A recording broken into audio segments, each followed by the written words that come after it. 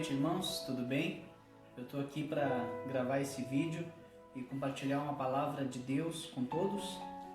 E é uma palavra sobre ofertas, né? É o que Deus tem falado comigo ultimamente e também tem sido nosso assunto aqui dentro de casa. Antes de compartilhar a palavra, eu quero fazer uma oração com todos e pedir a Deus para que ilumine a nossa mente, o nosso coração e que a gente venha guardar essa palavra em nosso coração e fazer dela uma prática em nossa vida, amém? Senhor, muito obrigado por esse dia, muito obrigado por este momento, Senhor, que nos faz ainda mais nos voltar, Senhor, para a Tua palavra, nos voltar para a comunhão contigo, Senhor, e aprender de Ti, aprender das Tuas coisas, aprender da Tua palavra, Pai. E pedimos, Deus, que o Senhor fale conosco em nosso coração, que o Senhor abra a nossa mente, abra o nosso entendimento para a Tua palavra, Senhor, para aquilo que o Senhor quer falar também aos meus irmãos, Pai. Em nome de Jesus, Senhor, peço a Ti que nos enriqueça, Senhor, com a Tua palavra. Em nome de Jesus, guarde também nossa mente e o nosso coração, para que o diabo não venha roubar esta semente, Senhor, para que o diabo não venha roubar a Tua palavra do nosso coração, Pai, e que ela redunde em grande bênção para a nossa vida, para a nossa comunidade, Senhor. Em nome de Jesus. Amém. E como introdução a essa palavra que eu quero compartilhar com todos, eu quero dizer brevemente que a intenção do apóstolo Paulo aqui, neste trecho da carta aos Coríntios, dar o exemplo da Macedônia, das igrejas da Macedônia, da região da Macedônia, que coletaram uma quantidade abundante, superabundante de oferta. Para quê? Para suprir as necessidades dos irmãos em Jerusalém, da igreja em Jerusalém. Essa é a intenção de Paulo. Assim como ele fez nas igrejas da Macedônia, ele quer fazer também com a igreja em Corinto. Essa é a intenção dele. Paulo, então, ele está nesse trabalho de coletar uma quantidade X de oferta para levar para esses irmãos necessitados da igreja de Jerusalém. O texto, então, desse tema é 2 Coríntios, capítulos 8 e 9. Eu não vou ler todo o texto, porque minha intenção é fazer um vídeo rápido, mas as coisas que eu quero pontuar, aí sim eu vou ler os versículos. A primeira coisa que eu gostaria de dizer é que a oferta não é um ato da nossa natureza, não é um ato natural. A oferta, ou seja, o ato de ofertar, é um ato do sobrenatural de Deus. É isso que Paulo vai dizer no primeiro versículo do capítulo 8. É um ato da graça de Deus aos irmãos. É um ato da graça de Deus à igreja, né? Então, é assim que diz o versículo 1. Também, irmãos, vos fazemos conhecer a graça de Deus concedida às igrejas da Macedônia. Versículo 2. Porque no meio de muita prova de tribulação manifestaram abundância de alegria, e a profunda pobreza deles superabundou em grande riqueza da sua generosidade. Então, a primeira coisa que a gente precisa entender é que ofertar é um ato da graça de Deus concedida a nós. Como eu expliquei no versículo anterior, a oferta, o ofertar, é uma graça de Deus concedida à igreja, né? E é a igreja, não é a um irmão específico, como nós temos costume talvez de pensar, né? Deus deu o dom de oferta para um e não deu para outro. Não, nós vemos aqui no texto que é a graça de Deus concedida às igrejas, concedida à igreja. Então é concedida aos irmãos, a todos nós. E esta graça, pelo exemplo da Macedônia, nós vemos que no versículo 2, mesmo no meio de muita prova de tribulação, as igrejas da Macedônia manifestaram a abundância de alegria, e a profunda pobreza deles superabundou em grande riqueza da sua generosidade. Porque eles, testemunho eu, na medida de suas posses e mesmo acima delas, se mostraram voluntários, pedindo-nos com muitos rogos a graça de participarem da assistência aos santos. Então, a gente vê aqui que essa graça de Deus desperta, mesmo em meio à grande tribulação, e mesmo em meio à grande necessidade, desperta em nós o senso, o desejo, a vontade, né, a grande vontade de participarmos da assistência à igreja, de dar assistência aos filhos de Deus, aos santos, né? A voluntariedade desses cristãos da igreja da Macedônia é algo incrível e algo que é só um milagre de Deus mesmo que pode operar em nossos corações. Em meio à grande pobreza, eles deram além do que eles poderiam dar. Em meio à grande tribulação, eles se voluntariaram com muitos rogos. Eles imploraram para Paulo para participar desta graça, para serem participantes desta graça de Deus. O terceiro ponto que eu quero destacar aqui é o exemplo que Paulo dá à igreja de Corintos de Jesus, né? O que Jesus Cristo fez por nós. No versículo 8 diz assim: não vos falo na forma de mandamento, mas para provar pela diligência de outros a sinceridade do vosso amor, pois conheceis a graça de nosso Senhor Jesus Cristo, que sendo rico se fez pobre por amor de vós, para que pela sua pobreza vos tornasseis ricos. Paulo está dizendo à igreja de Corinto que não é uma ordem, não é um mandamento, mas para que eles, vendo o exemplo de Jesus Cristo, o exemplo do Senhor deles, o exemplo do Senhor da igreja, despertasse neles o desejo de querer participar dessa graça, o mesmo desejo que foi despertado nas igrejas da Macedônia. É isso que Paulo está querendo chamar a atenção aqui dos Coríntios. Foi por isso que Paulo deu o exemplo de Jesus Cristo em primeiro lugar. O quarto ponto que eu quero dizer para vocês aqui que Paulo ensinou é que a oferta ela precisa ser conforme o que nós temos e não segundo o que não temos, né?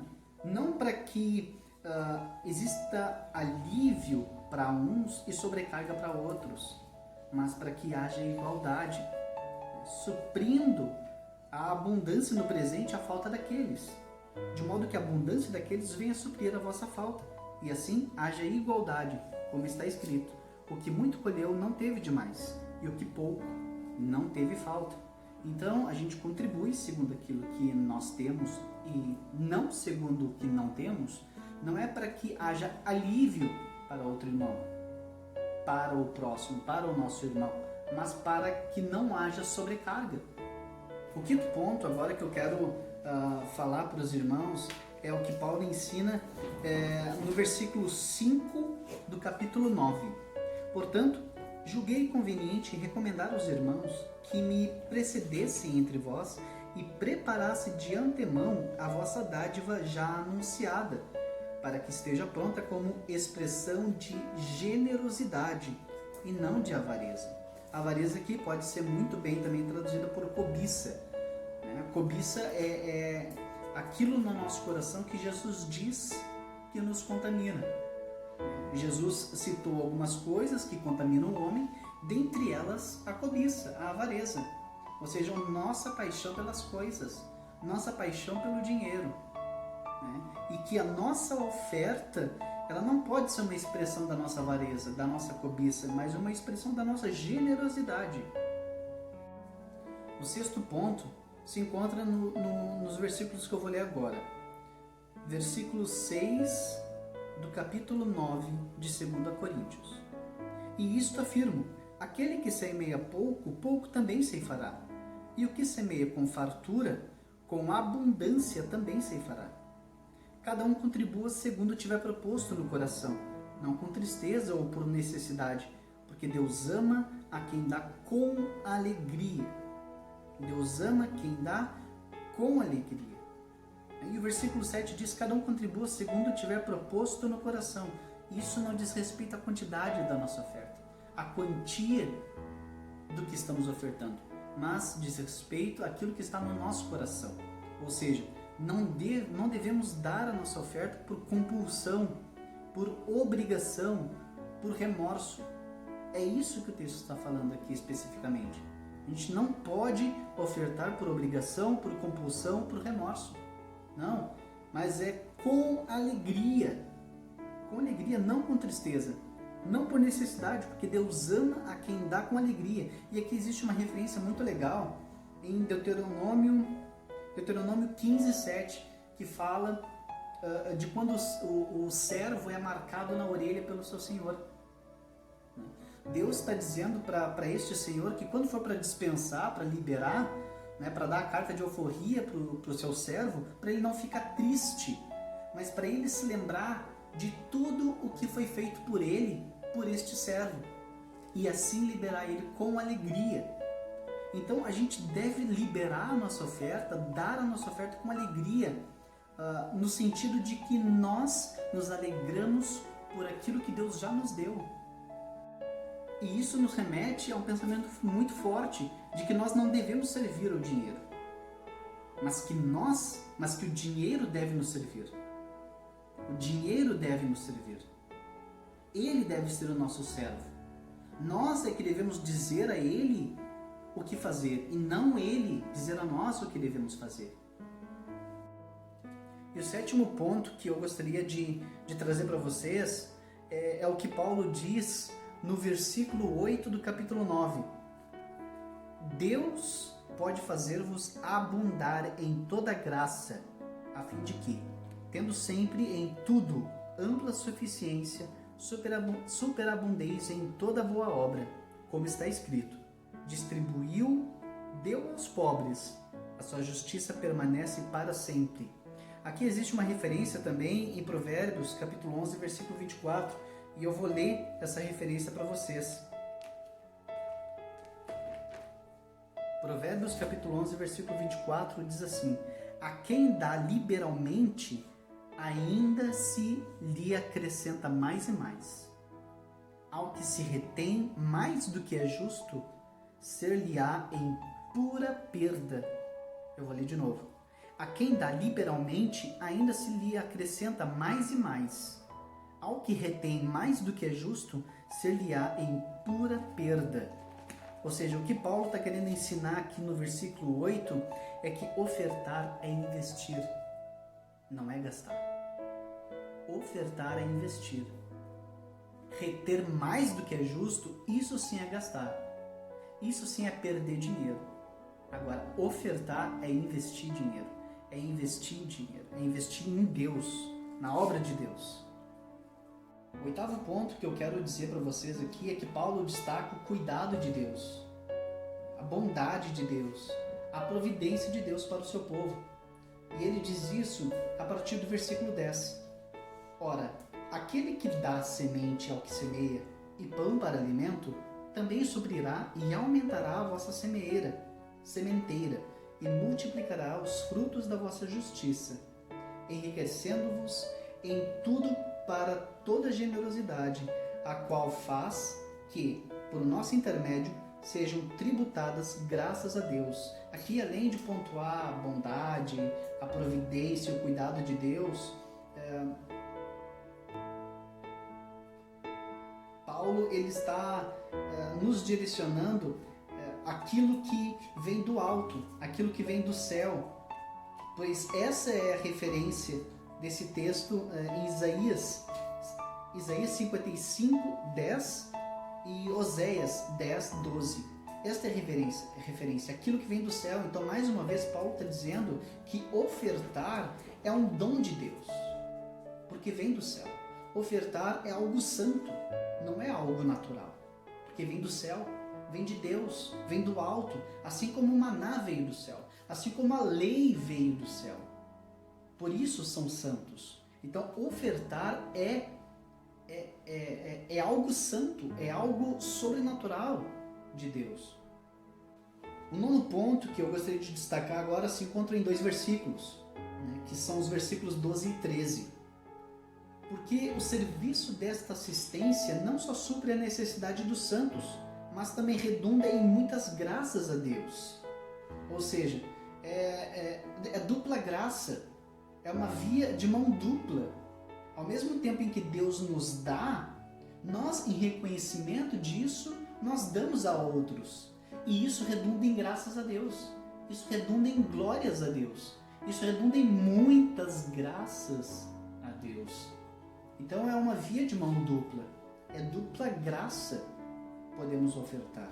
E no versículo 13 diz assim: visto como, na prova da vossa confissão quanto ao Evangelho de Cristo e pela liberalidade com que contribuis para eles e para todos. Então, outro ponto muito importante que eu quero destacar aqui é que ofertar não só é um dom de Deus, não só é algo santo e sobrenatural, mas também é uma obediência ao Evangelho de Jesus Cristo. É obediência. É um passo de fé em relação à palavra de Deus.